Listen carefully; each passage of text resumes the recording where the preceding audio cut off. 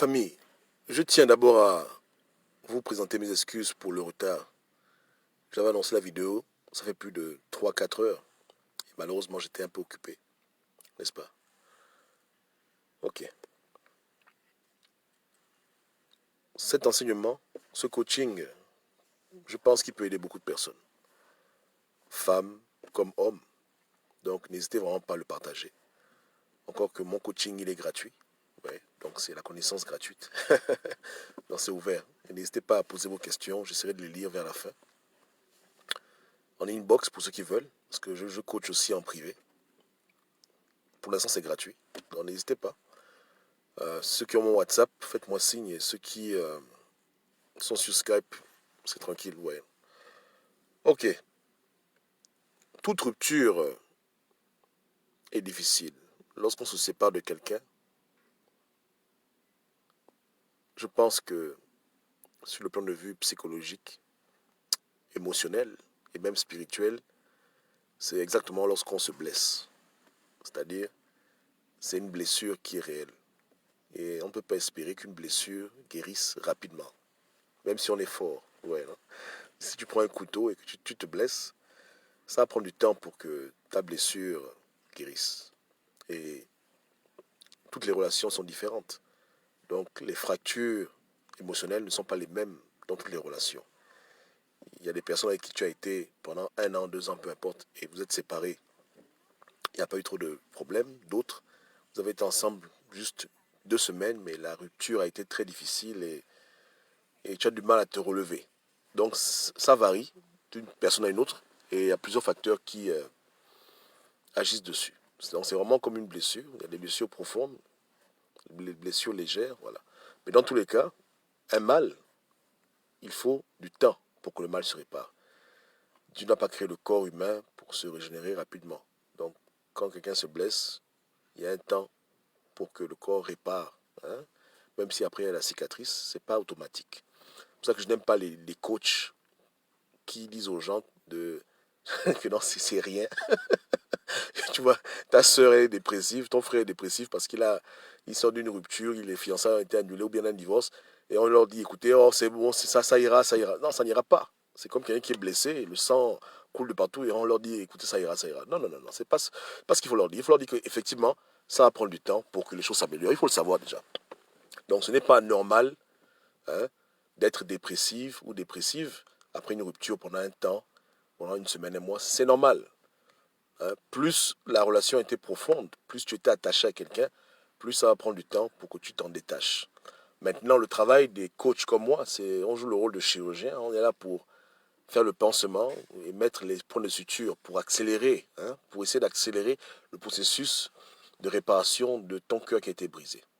N'est-ce pas? Parce que quand tu te sépares de quelqu'un, non seulement tu es triste parce que la personne peut-être te manque encore, mais aussi ça te remet en question. Tu te demandes si tu es beau, si tu es belle, si tu as de la valeur et si tu as de la force pour recommencer à zéro.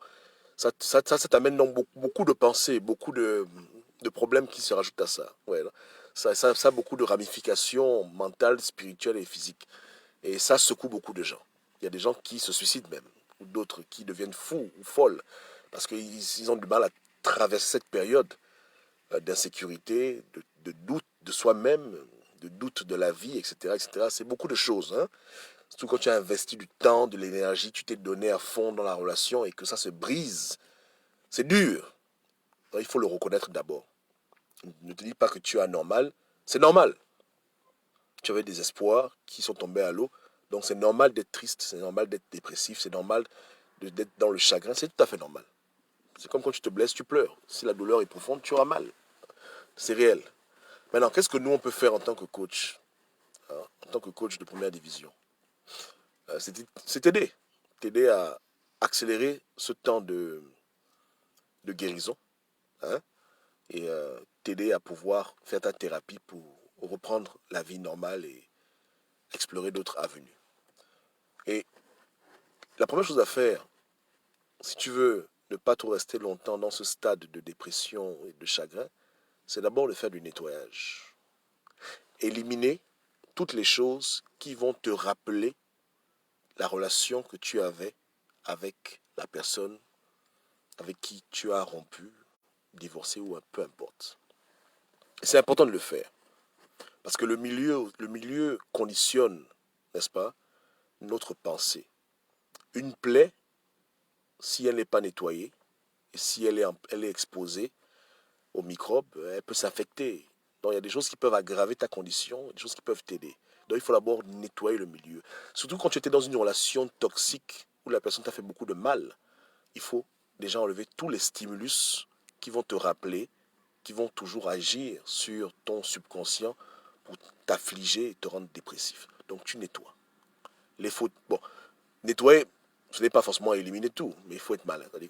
Les photos, il faut enlever, hein, comme tels que les amis en commun, etc. Mais il faut juste éviter de trop fréquenter les mêmes milieux que tu as fréquenté avec la personne. Tu vois? Donc, si vous aviez l'habitude de vous rencontrer tous les dimanches dans un café Starbucks pour échanger, c'était devenu une routine, voici un endroit que tu dois éviter pendant un temps, au plus possible. Donc, dans la maison, au dehors et avec les personnes avec lesquelles tu marches pendant un temps. Tu verras qu'en le faisant, tu vas au fur et à mesure oublier, ou bien du moins, tu ne seras plus trop triste, dépressif, et tu vas recommencer à bâtir d'autres choses. Ça, c'est la première étape, n'est-ce pas? Donc, l'élimination, le nettoyage. Dans les téléphones, tu effaces les messages, textes, ou bien tu les sauvegardes, ou bien dans l'email, tu mets tout dans un fichier, tu te débarrasses vraiment de tout ce qui va te rappeler ton type, ou bien ta go, n'est-ce pas? Ensuite, numéro 2, une fois que tu l'as fait maintenant, il faut t'évader avec des habitudes intellectuelles. C'est-à-dire, moi, je recommande aux gens, même s'ils n'aiment pas, hein, d'aller dans une librairie et prendre 5, 6 livres et commencer à les lire, n'est-ce pas? La lecture aide beaucoup l'esprit à se dégager des choses inutiles. Parce que quand tu lis un livre, ça t'absorbe, ça te plonge. Et tu n'as pas trop le temps de penser à autre chose, surtout des choses dépressives. Donc tu prends des livres qui t'intéressent et tu les lis. Ou bien tu t'inscris dans un cours d'art plastique. En un mot, développe une passion qui va contenir et qui va prendre ton attention et qui t'apportera aussi de la joie. Hein, et essaie d'avoir ensuite d'autres amis et entoure-toi de choses positives. Décore ta maison avec des belles fleurs, crée la joie autour de toi et la joie va remplacer la tristesse. N'est-ce pas? Ce qu'il ne faut pas faire, c'est se dire que lorsqu'on sort d'une relation, la solution, c'est de trouver vite une autre relation pour que le partenaire que tu vas avoir t'aide à oublier l'ancien partenaire ou bien ça ne marche pas comme ça. Tous ceux qui font ça, ils échouent toujours et ils se retrouvent dans des relations avec des gens qui n'aiment pas vraiment et ils sont tristes. Donc, en un mot, ils ne donnent pas leur 100% à leur nouveau fiancé ou à leur nouvelle copine. Ils donnent 25% parce qu'il y a encore 75% qui est toujours attaché aux choses du passé. Et ça va encore mélanger leur relation. Ça fera qu'ils vont quitter de déception en déception. Et puis voilà. Donc pour éviter ça, il ne faut pas rentrer dans une autre relation après qu'une autre relation soit terminée rapidement. Ça dépend des personnes. Donc je ne donnerai pas une date ou un temps. Mais si tu as rompu avec quelqu'un lundi, tu ne peux pas être avec quelqu'un mardi. Tu comprends? Tu seras départagé, tu seras dans la confusion, tu seras triste. Triste de ne pas être à 100% avec le nouveau partenaire. Triste parce que l'autre, tu penses toujours à lui. Tu es au milieu voilà, tu es là dans la confusion totale, c'est n'importe. Après, bon, en fait, tu crées un problème dans un problème, n'est-ce pas? Donc, il faut un temps de célibat obligatoire. Un temps où tu ne cherches à draguer personne, où personne ne te drague, où tu t'occupes de toi d'abord. Hein, tu fais ton nettoyage interne, nettoyage externe, tu te trouves d'autres amis, d'autres milieux, d'autres secteurs, d'autres passions, et tu te donnes le temps de pouvoir retrouver la joie avant de t'engager avec quelqu'un d'autre. Même si les gens t'interpellent, tu dis non. Parce qu'il te faut un temps de décompression. Un peu comme quand les plongeurs vont sous la mer. Ils ne peuvent pas remonter à la surface rapidement s'ils ont été à des profondeurs telles que 1000 pieds, etc. Il faut qu'ils décompressent, n'est-ce pas? Donc il faut d'abord bien décompresser, bien décompresser, bien décompresser, et tu verras que ça te fera du bien, n'est-ce pas? Donc il faut éviter d'autres relations pendant un temps. Et tu le sauras. Quand le moment viendra pour toi de repartir sur le marché public, tu sauras que le moment est venu maintenant que ça va. Hein? Tu auras juste un souvenir vague de ce que tu as vécu avec quelqu'un, n'est-ce pas? Mais tu ne seras plus attristé ou abattu dans les pleurs, dans les larmes, etc., les mouchoirs. Tu seras mieux, décontracté, calme, et maintenant tu pourras commencer à juger d'autres dossiers et puis remettre ta candidature. Tu vois, voilà. Donc, je récapitule rapidement, hein. Première étape, il faut tout nettoyer. Il faut se débarrasser des choses qui te rappellent le passé, le plus possible. Il y a des gens qui ont des ruptures tranquilles où ils sont toujours amis avec leur ancien partenaire. Bon, ça c'est pas un problème. Eux, ils n'ont pas vraiment de problème. Mais il y a des gens qui sont vraiment détruits, chaos technique, et ils doivent tout faire pour oublier le passé. Ils ne peuvent pas s'amuser à appeler l'ex tous les 2 jours, discuter un peu, machin. Ça va encore les plonger dans la dépression et dans la confusion. Quand c'est fini, c'est fini. Donc, tu tournes la page, le numéro de téléphone, tu l'effaces, les messages, tu les effaces, les emails, tu les effaces, quoi encore, les photos, tu les effaces, les cadeaux, tu les balances. Euh, tu élimines tout, bien tu vends. Tu peux aussi faire tu fais de l'argent avec, tu peux vendre. Si ta fiancée t'avait offert un collier en or, tu mets ça sur les sites, tu vends, tu fais ton argent, tu vois. Mais tu te débarrasses de ça. Ou bien tu donnes ou bien tu vends. C'est terminé, c'est fini, c'est fini. Tu vois. Donc vraiment, et l'action de donner, de jeter ou de vendre quelque chose qui est lié à ta relation précédente, ça va agir sur ton esprit. C'est-à-dire que cette action-là aura un effet immédiat dans ton subconscient et ton subconscient fera pareil. C'est-à-dire que les pensées qui t'animent seront aussi rejetées comme ça. Les tourments seront rejetés. Ce sera la même chose, tu vois. Donc, il faut le faire. Tu as un beau tableau, vous étiez ensemble, main dans la main, le tableau, tu prends, tu le tournes, tu le mets dans un magasin, terminé. Non, tu vois, il faut faire cet effort-là. Tu fais cet effort-là physiquement et tu verras toi-même les retombées. Tu verras les retombées. Tu vois, voilà, c'est comme ça. Hein? Euh, J'avais encore un autre point à citer. Et on fera partie 2, parce que je sors de faire des petits trucs là, donc l'esprit est un peu ailleurs.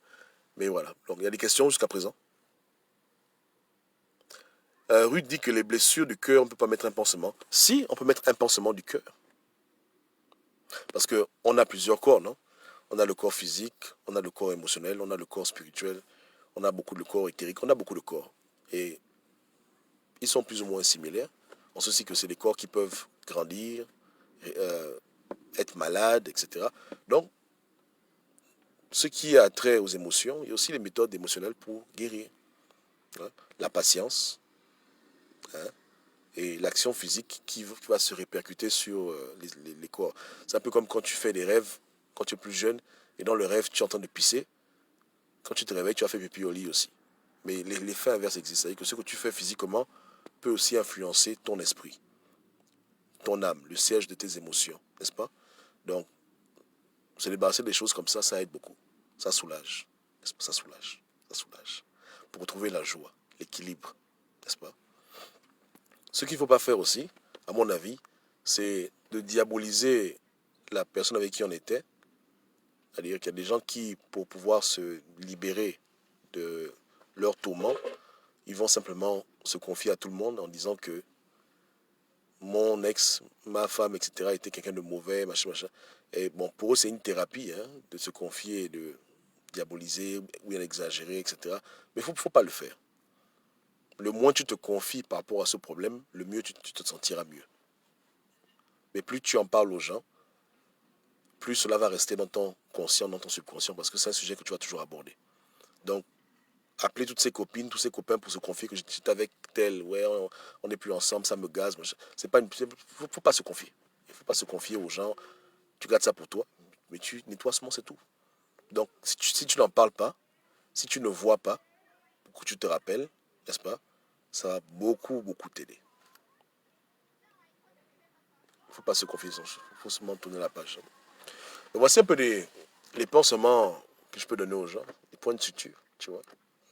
Maintenant, c'est clair que lorsqu'on parle à quelqu'un en privé, one-on-one, il y a d'autres choses qui peuvent venir. On peut dire autre chose parce que chaque cas est différent. Pour mieux soigner un patient, pour mieux coacher quelqu'un, il faut avoir plus de détails sur sa relation précédente pour mieux l'orienter dans les actions qu'il peut entreprendre, il ou elle. Ouais. Mais de manière générale, ces méthodes-là fonctionnent pour tout le monde, plus ou moins, et ça aide. Donc ne pas se confier, se débarrasser de toutes les choses qui te rappellent la personne, avoir du temps pour soi-même, ne pas s'engager dans une relation pendant que tu es en train de déprimer. Tu fais ça, tu verras les retombées. C'est moi qui te parle. C'est moi ton coach. Essaye, tu verras. Tu verras. Tu verras comment, en quelques semaines, tu vas retrouver le sourire, la joie, et puis tu seras prêt pour ce que l'avenir te réserve. Tu vois. Ok. C'est bon, vous avez des questions? Et c'est vrai pour les hommes et les femmes. Hein? Pas juste les femmes.